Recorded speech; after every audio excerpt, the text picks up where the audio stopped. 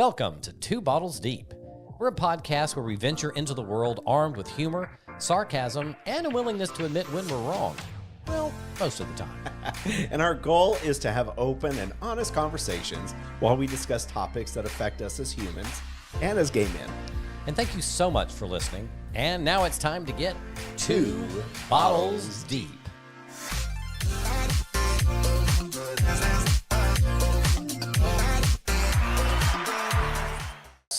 Hey, Phil. How are you, babe? I am great. Good. Happy, what day is it? Sunday. It's Sunday. You're just beaming. What's going on with beaming. I'm going to tell you what. Well, you have a beautiful candle. It smells like a crisp apple. Yes. Or something for the fall, which is one of my favorite times of year. It is. You do love the fall. I love the fall. I was driving to work the other day and down on Music Road, Nashville, Tennessee. There are leaves on the ground. It's a crisp morning. Hey, it's like 65. There's literally no leaves on the ground. Well, out here, well, it doesn't there was look like a leaf on the there's, ground. Yeah, there's like 5. Okay, so I just get so happy. Like it's the fall. There's football. Leaves are like trees are dying. Things are dying. I mean, it's beautiful It's out so there. great. It is gorgeous. But you did bring me a PSL. A PSL, the pumpkin This spice is latte. my first PSL. I don't know if, yeah, it's PSL. It's I don't know if it's pumpkin-y, but it's good. You know, there's a difference in I got a hot one because I had a cold one in the airport on 8/22, the day Starbucks came out with the PSL. Wasn't happy with it. Oh, I how had did the you cold know that brew. was the day they came out? Did they text you? Last year it was the 24th. This year it's the 22nd.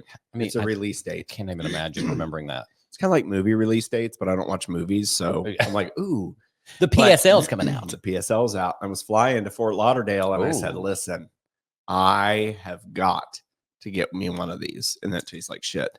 But I got a hot one today, and it tastes good. It's delicious, and thank you for this, babe. Oh, you're welcome. Appreciate it. A little morning fuel. What are you up to? Guess what we're going to talk about today? What? We've had some audience feedback. Oh, again. Uh-huh. Oh, Yeah. we have. It's going to be a mailbag episode. Let's do it. You ready? I'm ready whenever you are. All right. Let's get ready for our first mailbag.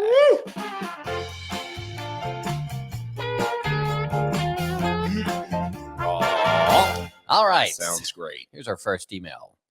Hello, Philip and Wes. Longtime listener, Hi. but first time reaching out. Thank you for reaching out. I love you guys, and thanks for keeping me company on my hikes and drives. I was talking to a friend the other day, and he pointed out that I talked about you guys a lot and don't even know you.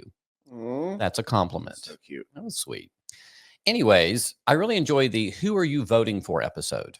I love that y'all worked through the main issues together and were able to be honest that you liked things on both sides of the aisle.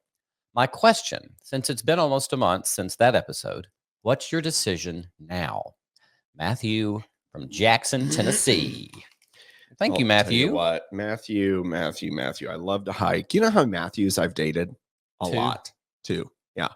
Have you dated multiple Matthews? Yeah. Was this one of them? And I probably not. No, I don't know anyone in Jackson. Yeah. Ooh, that's that Johnny Cash song. I'm going to Jackson. Oh, I don't know it. Gonna mess around. Johnny and June. I believe you. Yeah. Um, Oh, back to Matt. Matt, first of all, thank you for talking about us. At least somebody is. Yeah, that's great. Our families don't. No one does.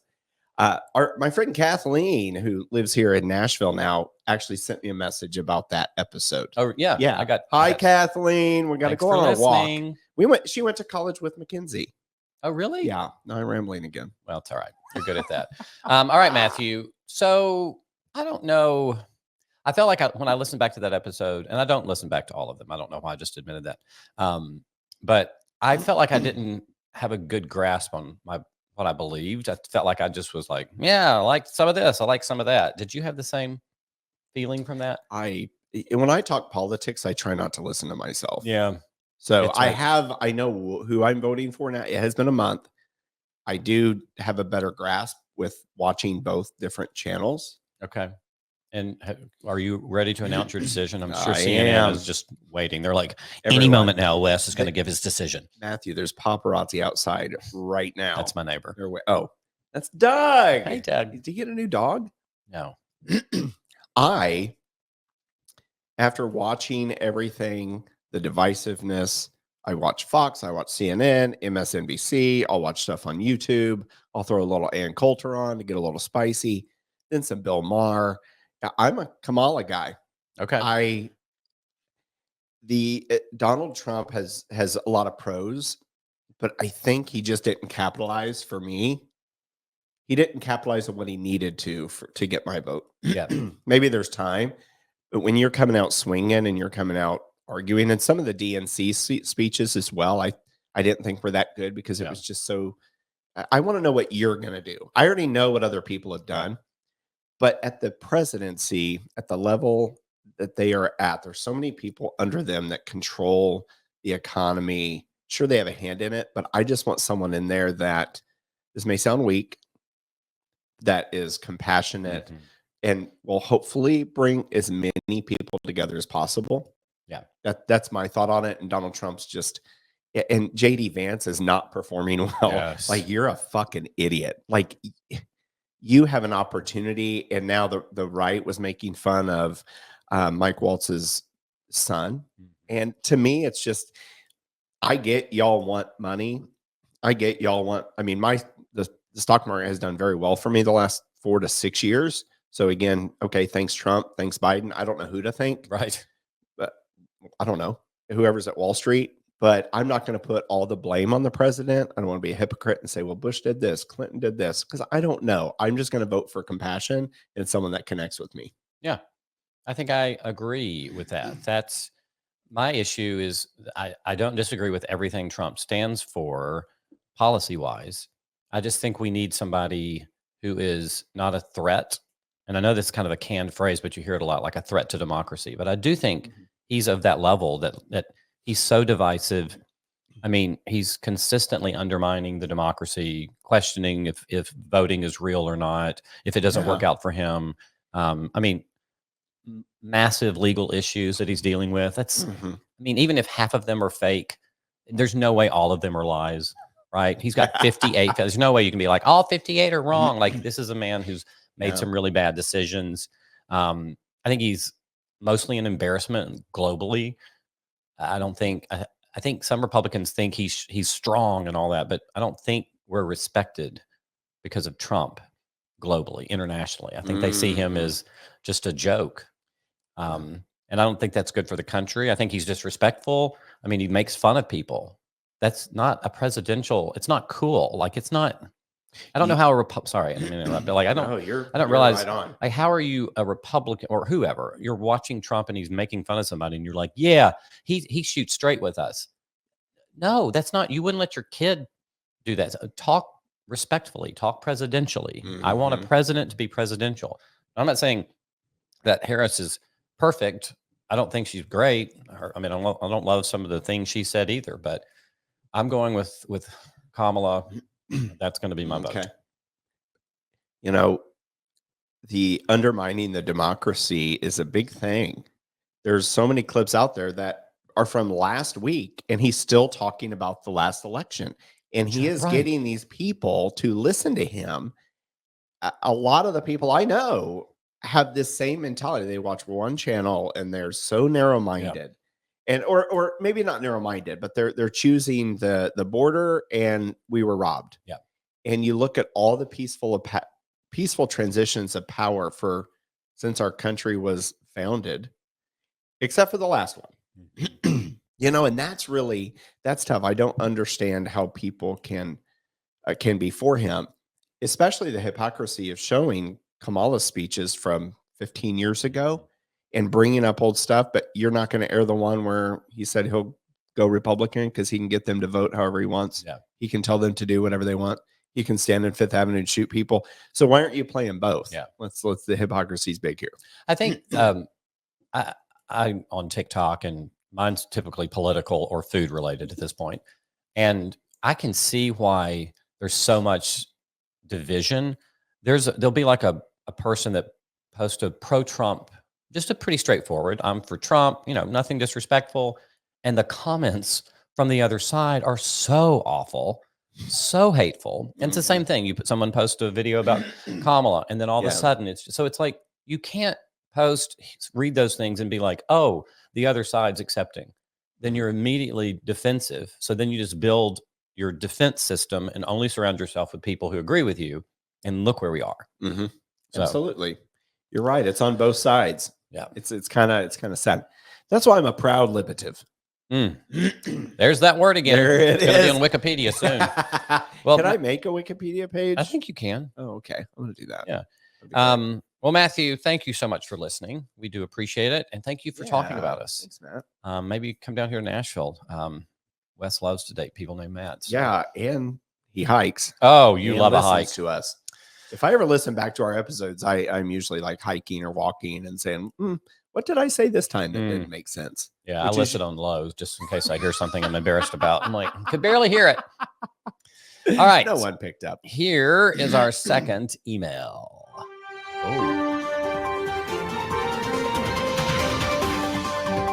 It's like a Dan Rather. Yes. Coming up next. The NBC Nightly News. This is 2020. Remember Barbara Wawa? Yes. Barbara Walters loved her. Loved her. Love her.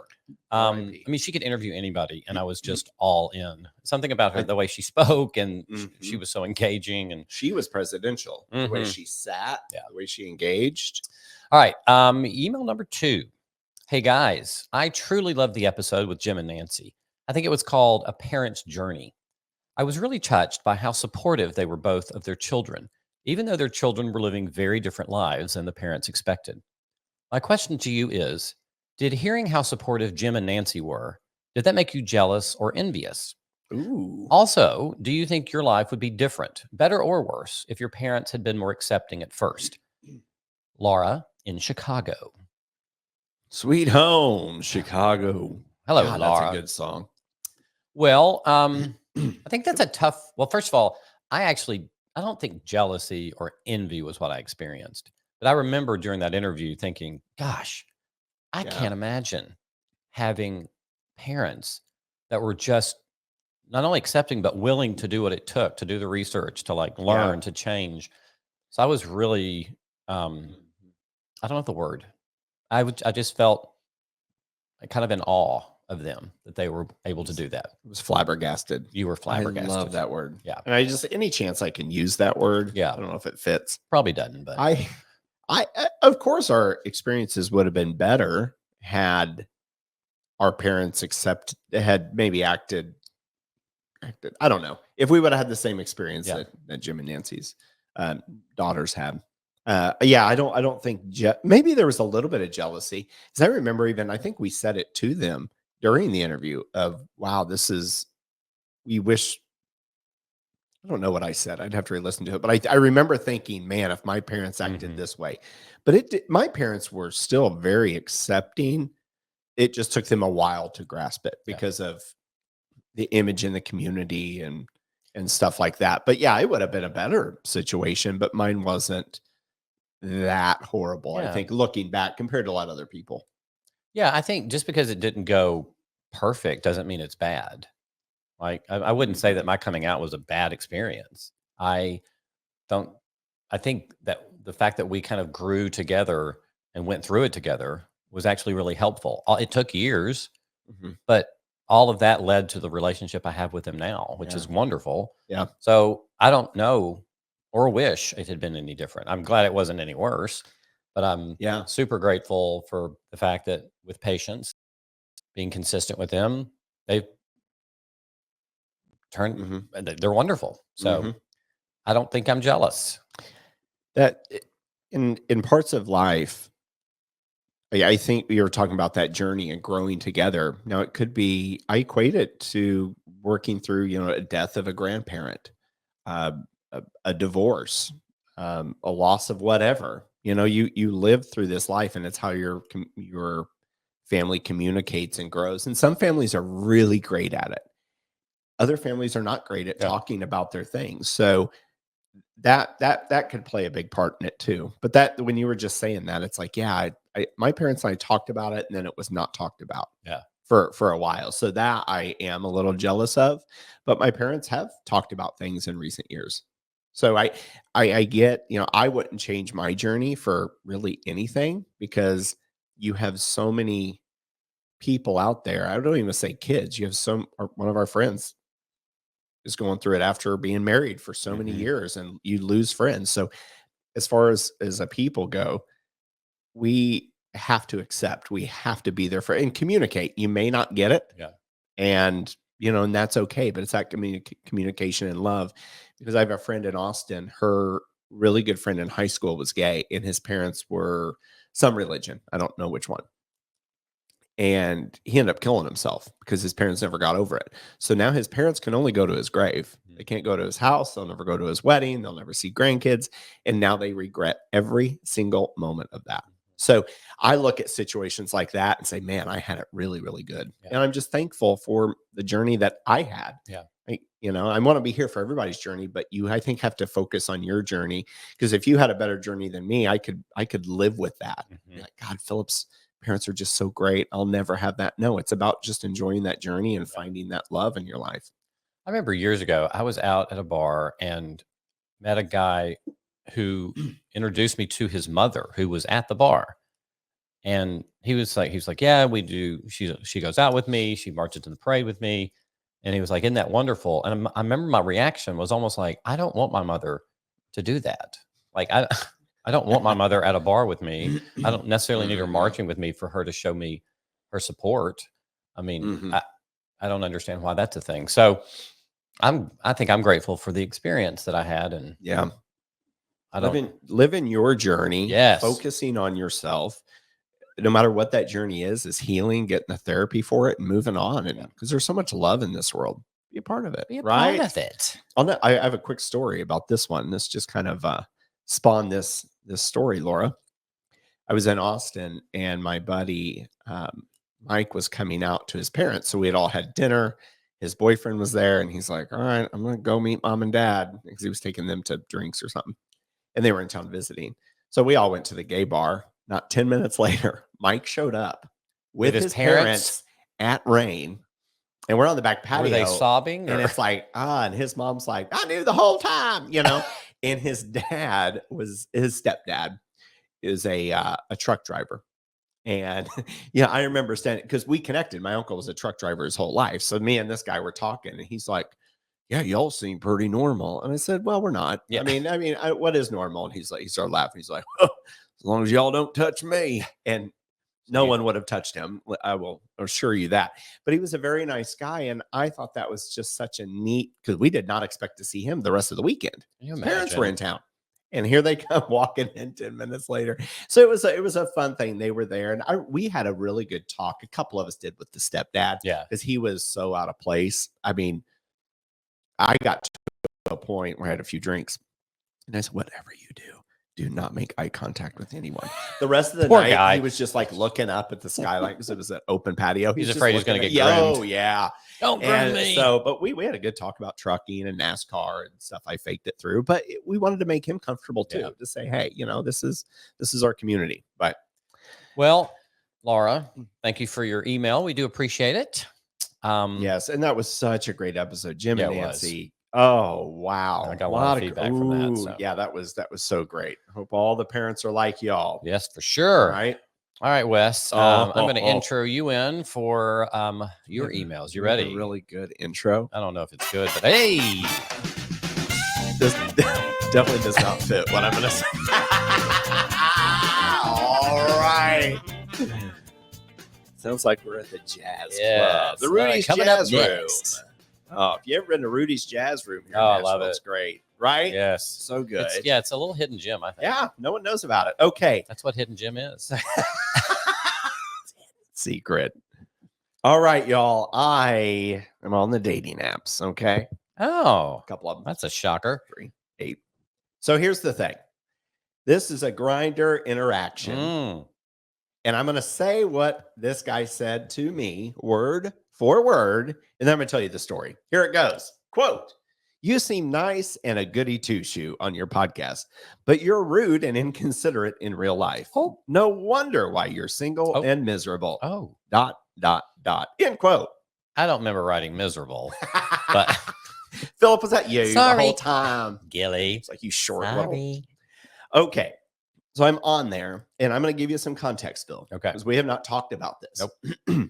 My uncle had passed away. I had notifications off on there and Hinge. Okay. Makes sense.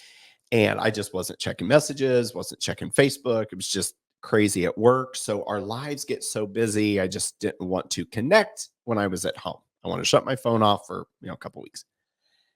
And so I log on, and this is the message I get. Now, this guy is a faceless profile, lives in Mm. Green Hills. So hopefully he Ooh. has money. I don't know.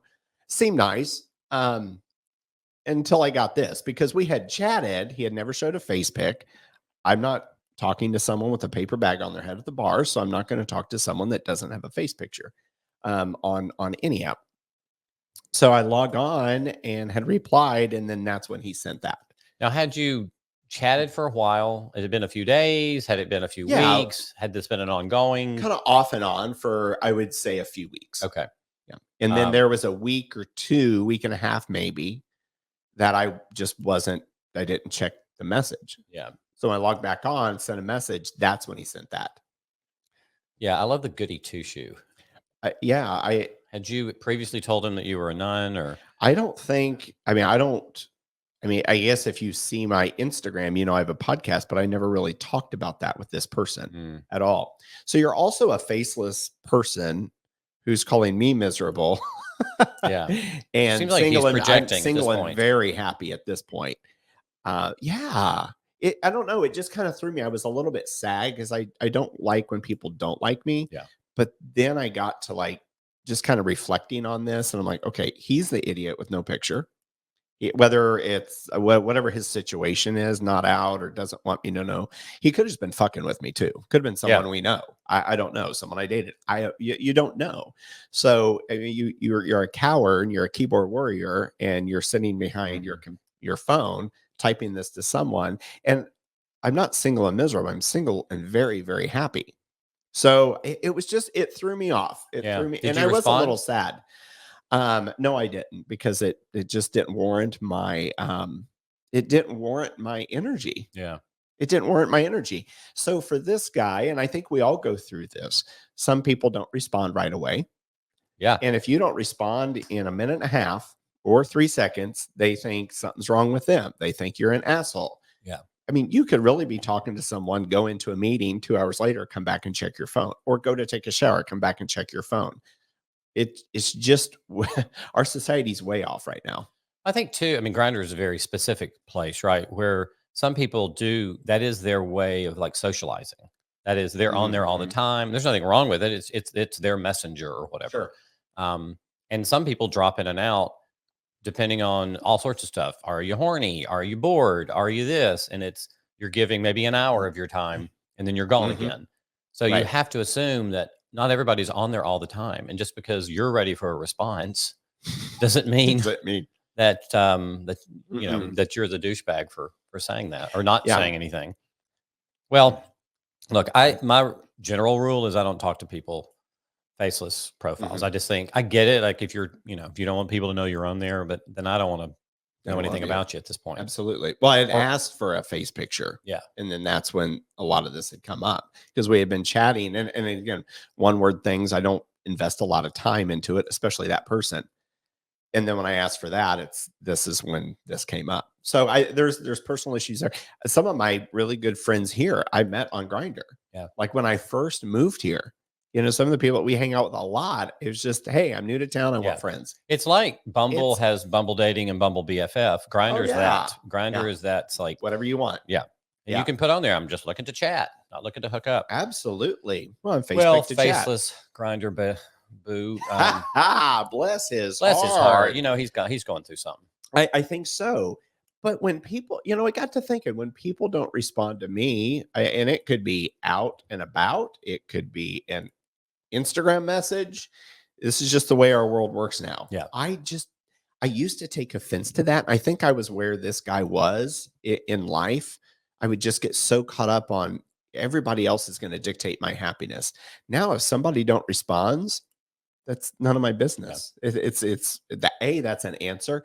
They could be busy. They could have had an uncle who died. Ding, ding, ding. Ding, ding. Right. And then in that time, we had lost 2 other family friends in the same week. And it was a lot to process. So no, I'm not going to talk to some idiot that's out here causing cruelty in the world. My time's better than that. And Yeah. so is everybody else's. I'm not the only one, because I get messages. Some people don't respond to me, and I move on with my life. Yeah. I'm just really sad that people in our community or any community are living only through their phones and don't know what other people are going through, and then their lives are so miserable and Yep. so unhappy. It's so Well, sad, but God bless you, and put a face pic yeah, up for put the a next face pic guy up, that's blessed to please. talk to you. All right, Bless his babe. heart. You have one more, I Ooh, think. I got one more. Oh, that sounds beautiful. It's like we should be in a field. Are you running or am I running? You're running. I'm I trying am. to catch up. I'm Yeah, out of you breath. never will. You got long legs, dog. Come on. Hey, fellas, I recently went through a breakup and we still follow each other on social media. Question: should I follow him? Or blah, blah, blah. Hello. Should I unfollow him? He still watches my stories, and I'm afraid if I unfollow him, that will start a whole conversation that I don't want to have. And I'll ask y'all, do your exes watch your social media? That's Julie. Julie, so I don't know if there's a right or wrong answer. I think it's such a personal thing depending on why you broke up, how long you were together, how crazy this person is. There's all sorts of reasons, I think. I think in general, from a like mental health perspective, unfollowing is probably the safest bet. Yeah. I do not take my own advice though. Like I generally will continue following people I've dated. Yeah, like I think everybody that I've ever dated, except one, I follow, but I don't search them out. And I don't know if they're watching my stories. I'm not somebody that checks to see who's that's a lie.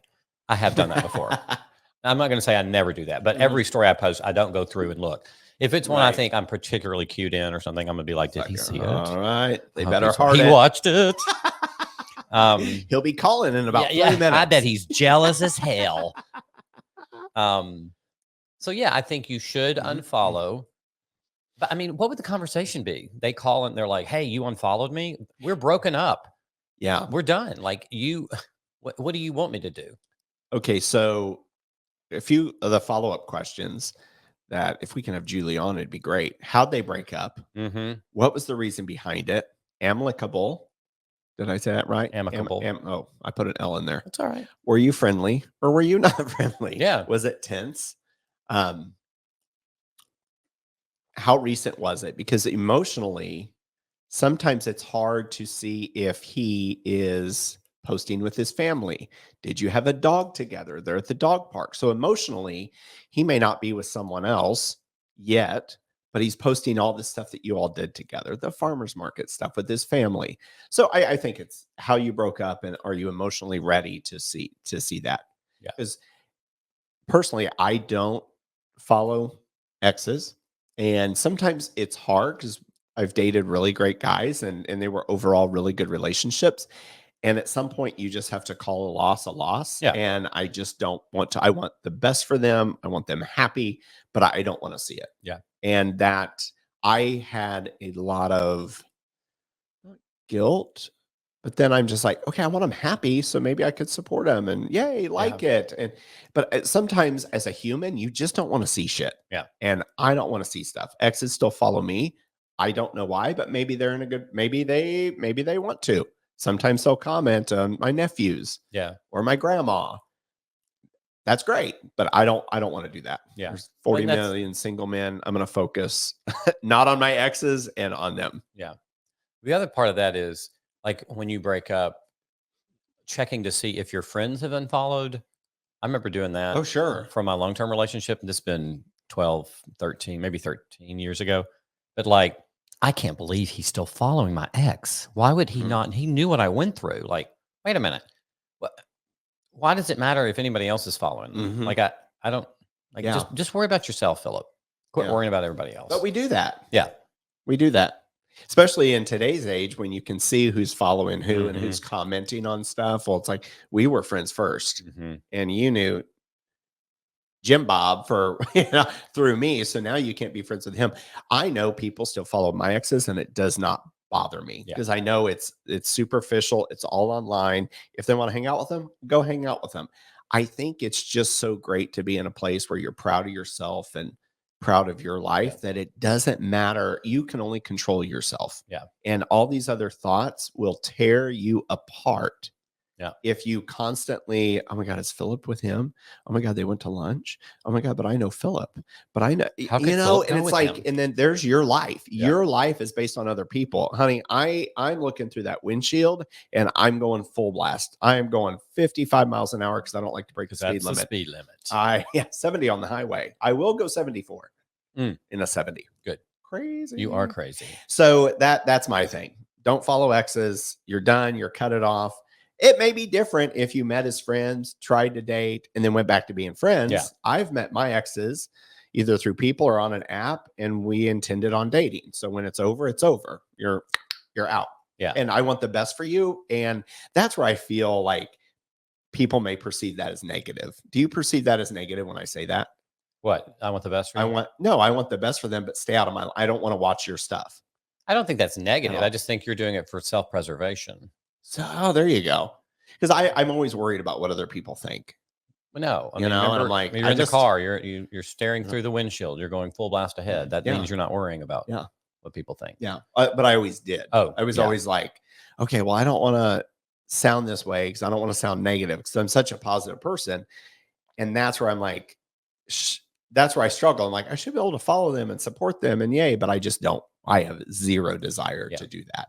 And one of my exes, I saw his parents at a concert recently, and it brought back kind of what Julie was saying, or as I started kind of like thinking about her question, it did bring up some emotional because I loved his family. I liked him, but I loved his family 100%. So I saw his family from afar, and I'm like, ooh, that's tough. I miss them, but they're great people, you know? That was a good reaction, though. Yeah. You didn't and I wasn't like, I hope he's burning in hell. like not at all. I want him happy. I want him gone. Like, quit messaging me. Get out. You know? Yeah. Like, leave me alone. And there's nothing more powerful than the block button, honestly. It feels very good to be able to go and block or to unfollow somebody that you don't want in your life. It's like you're taking control of it. Until you get home from the bar, slightly intoxicated, and then you find the unblock button. And you're like, what did you do last night? Some of those are the unblocked, and then you can't block them again for 24 Yes. hours. I've never done that. The only way we found out is if we've tried that. We've tried that. It's like reblock. God damn it. And you set your alarm for 24 hours. God, I hope he doesn't notice it. You know, relationships are hard and sticky and just complicated sometimes. But think about it as a friend. Like, if you had a friend that really fucked you over, you're not going to be like, I really support you. And you may not be mad at them because, again, too, you're the only, no one else can piss you off. You have complete control of that. Yeah. So if one of our friends did something to us, it'd be like, all right, block and look through that windshield. You don't go back. You know, maybe there's redemption depending on the situation, but find out where you are in your life and what season of life you're in. And it's fall. Light look at all the leaves on the ground. Everything's dying. I love it. It's literally beautifully green. Dying. Yeah, it looks brown to me, but that's a color blindness in me. So. Yeah. Well, so that's that, Julie. Yeah, thank you, Julie. Follow him, Julie. And then if he reaches out, you have control not to respond. Because a lot of people like to feed back. Look through that windshield, not the rear view mirror, as Jelly Roll says. And that's how I've learned how to play Wes off. It's like the Oscars. If he's going on too long, I just hit the button. You know what I heard in the car on the way over. So we want to tell God about your problems. Tell your problems about the big God. All right, that's everybody. What I heard today. All right. Well, we want to say thank you to Matthew, Laura, Julie, and the random grinder person. Yeah, fuck off, dude. Well, should I have said that? Probably not. Okay. Remember, you're nice and happy and positive. I am, but not when they're faceless. Hey.